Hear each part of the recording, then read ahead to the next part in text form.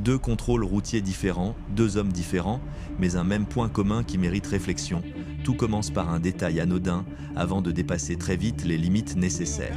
Dans la première affaire, un livreur s'arrête quelques minutes sur un parking privé. Il ne gêne personne, il ne met personne en danger. Pourtant, à partir d'une simple demande de papier, le contrôle s'éternise de façon inhabituelle, un face-à-face silencieux s'installe entre mutisme et autorité, aucun procès-verbal, aucune sanction, seulement cette impression dérangeante que l'objectif initial s'est perdu en chemin. Dans la seconde affaire, un autre homme est convaincu de respecter la procédure, il dispose d'un document de régularisation toujours valable. En théorie, quelques minutes auraient suffi pour vérifier, mais la tension monte, le ton change et la situation bascule bien au-delà de ce qui était nécessaire. Les deux affaires se terminent différemment, mais elles posent la même question, inconfortable. Lorsque le pouvoir s'exerce sans limite claire, qui la loi protège-t-elle vraiment? Le premier cas se déroule en Californie, aux États-Unis, sur un parking en apparence banal. Le protagoniste s'appelle Mark, il est livreur. Il s'arrête dans une zone sans marquage au sol, sans bloquer le passage, simplement pour attendre une commande. Pendant l'attente, Mark s'éloigne de son véhicule quelques minutes pour récupérer des affaires. À son retour, il est immédiatement intercepté par un agent qui lui demande ses papiers et affirme qu'il a enfreint les règles de stationnement, alors même qu'aucun danger ni aucune gêne à la circulation ne sont clairement établis. All right, Mr. Proctor. That is your last name.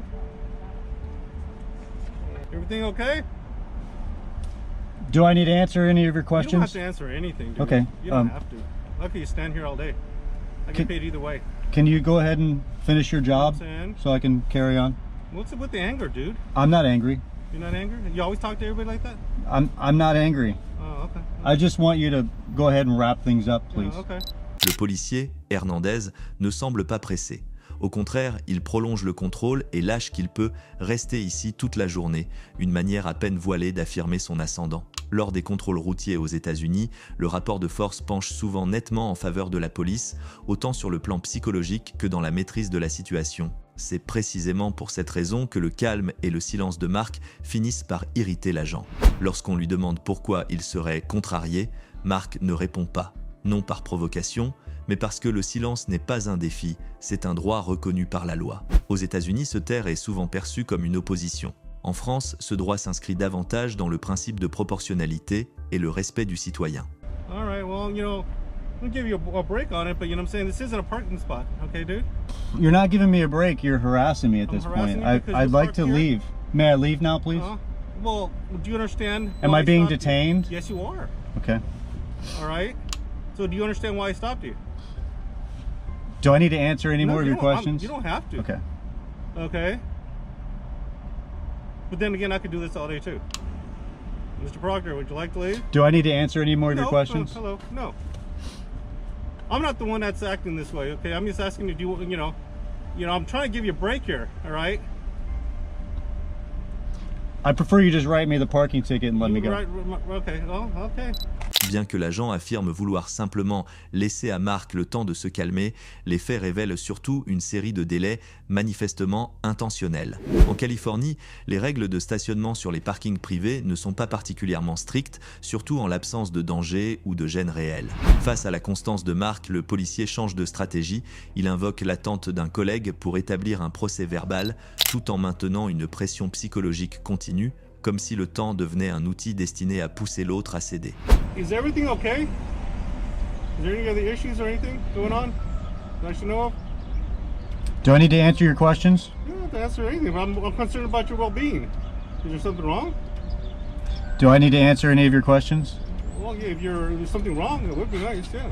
Well, usually we don't get people wanting a ticket. You know what I'm saying? I'm going through all this. I could be having my lunch right now. Hey, Mr. Proctor, can I just give you your stuff so you can leave? Can you?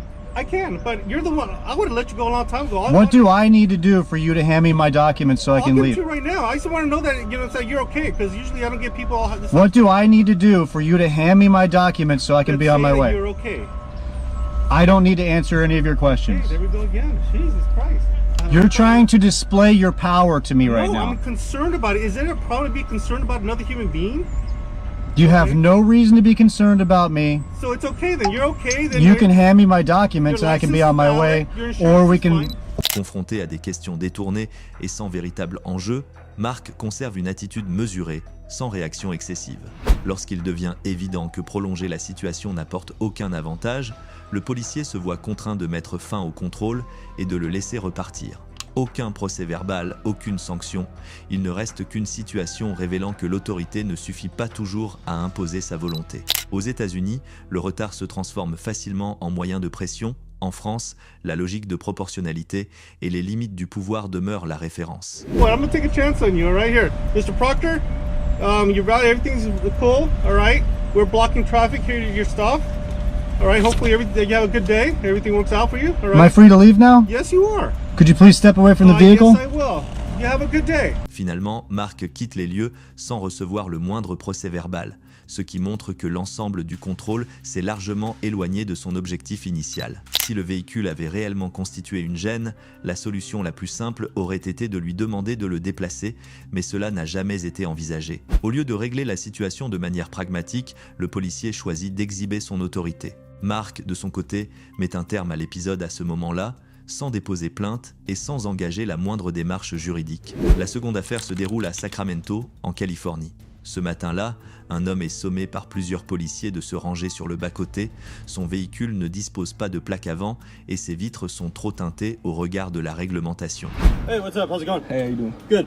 Hey, I'm stopping you because you got no front plate and your window tints too dark. I actually got a fix-it ticket for this one. Did you? It was 2 weeks ago. I got stopped on Arden right there by Hostess. Can you roll down that Bakery window from Factory. the corner, please? Thank you. Comme l'homme l'explique, il a déjà fait l'objet d'un contrôle 2 semaines plus tôt et s'est vu remettre un avis de mise en conformité. Ce dispositif accorde au conducteur un délai de 30 jours pour corriger le défaut technique, puis présenter les justificatifs au tribunal afin d'annuler la sanction. Durant ce délai, la même infraction ne peut pas être sanctionnée une seconde fois. En principe, il suffisait aux policiers de vérifier la validité du document pour clore le contrôle. Pourtant, l'agente présente à ses côtés adopte soudain une attitude plus rigide, le ton change et la situation est poussée vers une tension inutile. I did. Hey, how you doing? Roll all the way down. Do I got to? Because I just told you to. No, I'm saying I got it right. I counted that up. For my safety. And for my safety also. This is all being audio recorded, by the way, too. Okay, that's fine. It's right Yeah. here too. Okay. Sans doute pour éviter toute escalade, le policier intervient immédiatement. D'un ton plus posé, il échange brièvement avec le conducteur, puis retourne vers son véhicule de patrouille afin de vérifier la validité de l'avis de mise en conformité. À cet instant du moins, la raison et la procédure semblent encore pouvoir l'emporter sur la confrontation. Aux États-Unis, la procédure est parfois influencée par l'émotion. En France, des documents valides suffisent généralement à mettre fin à l'intervention. All right, you have a valid driver's license. Yeah. Everything, insurance good, registered. Okay. All that, so. Probation, parole, anything like Nah, that? Nothing? yeah. Okay. You can do the registered owner of the car? Yeah. Okay. All right. Sit tight for me, okay? I'll be right back. All right. L'atmosphère paraît se détendre, mais dès que le policier s'éloigne de la scène, l'attitude de l'agente change immédiatement. Elle continue de traiter l'homme comme un suspect, multiplie les injonctions et transforme un échange purement administratif en un contrôle à forte dimension autoritaire. For my safety. And I want you to keep your hands in your lap for my safety, okay? Yeah, no problem. I'm Yeah. sorry? I said no problem. Feels like I'm back in Nazi Germany or something. The way you people get treated like this, you know? Do you know your history? I do. Okay. So you understand what I'm saying? No, I don't. You don't I understand don't. Nazi I don't Germany? see the correlation. Okay. Lorsqu'elle perçoit que son autorité est de nouveau remise en cause, notamment face aux arguments juridiques et à l'expérience passée que l'homme évoque sur un ton ironique, l'agente opère un virage rapide. Elle lance soudain la question de la présence éventuelle d'armes dans le véhicule, comme si elle cherchait un nouveau prétexte pour reprendre l'ascendant. Any weapons in the vehicle? Yeah. What kind of weapons? It's a registered firearm in my name. Okay. Yeah, Smith & Wesson. This is also, you know, got the business under my name too, so. Just go ahead and keep your hands on the steering wheel. Yeah. For me. He says there's a Smith & Wesson in the vehicle registered to him. Where's it at? It's in the trunk. It's in the trunk? Yeah. Okay. You good with him for a second? Can I talk to you for 1 second? Just keep your hands on the wheel, okay? I don't know what.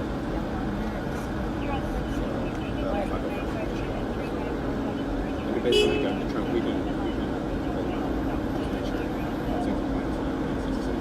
L'agente rappelle immédiatement ses collègues, affirmant que la présence d'une arme dans le véhicule, combinée à l'état de tension de l'homme, la fait se sentir gravement menacée. Sur cette base, elle demande qu'une fouille soit effectuée, tandis qu'elle se place en retrait pour couvrir l'intervention.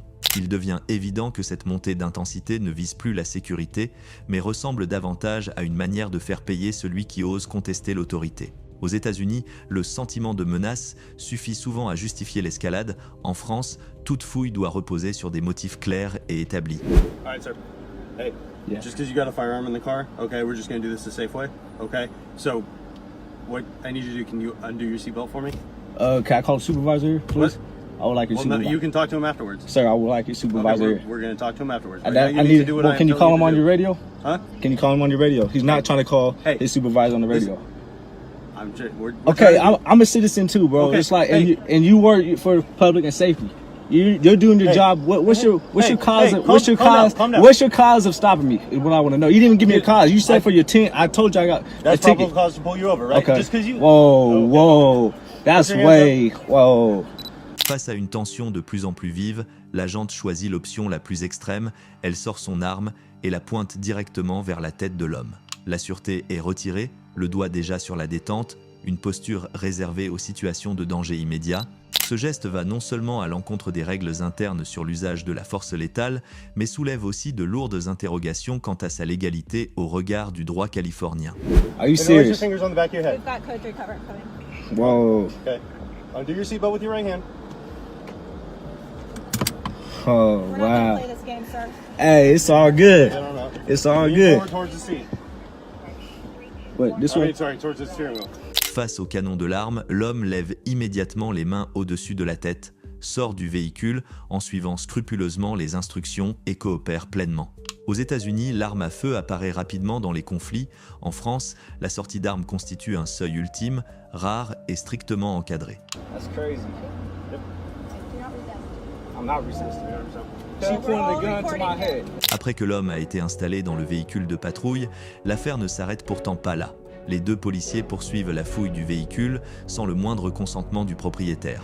Dans le coffre, ils découvrent une arme de poing enregistrée légalement. À partir de cette découverte, une série d'accusations est rapidement montée. Refus d'obtempérer, menace à l'encontre des forces de l'ordre et port d'une arme chargée dans un lieu public. La défense soutient non seulement que la fouille était illégale, mais aussi que le niveau de force employé auparavant dépassait largement les limites autorisées. Ce qui suscite encore davantage de controverses, ce sont les informations rendues publiques par la police. L'agente impliquée n'a fait l'objet d'aucune sanction disciplinaire et a même été promue au poste d'enquêtrice peu de temps après les faits.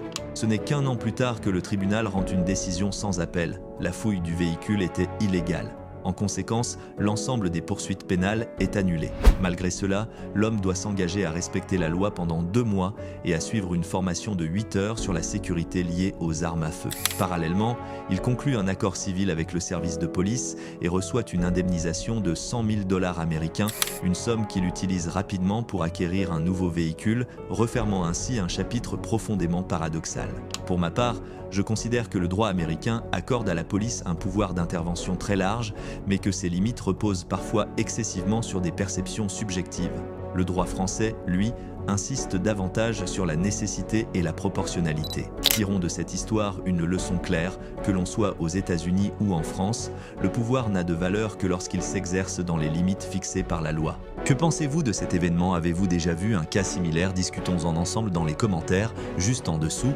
Merci d'avoir regardé notre vidéo YouTube. Pense que la vidéo qui s'affiche à l'écran va vous plaire, cliquez dessus pour la découvrir.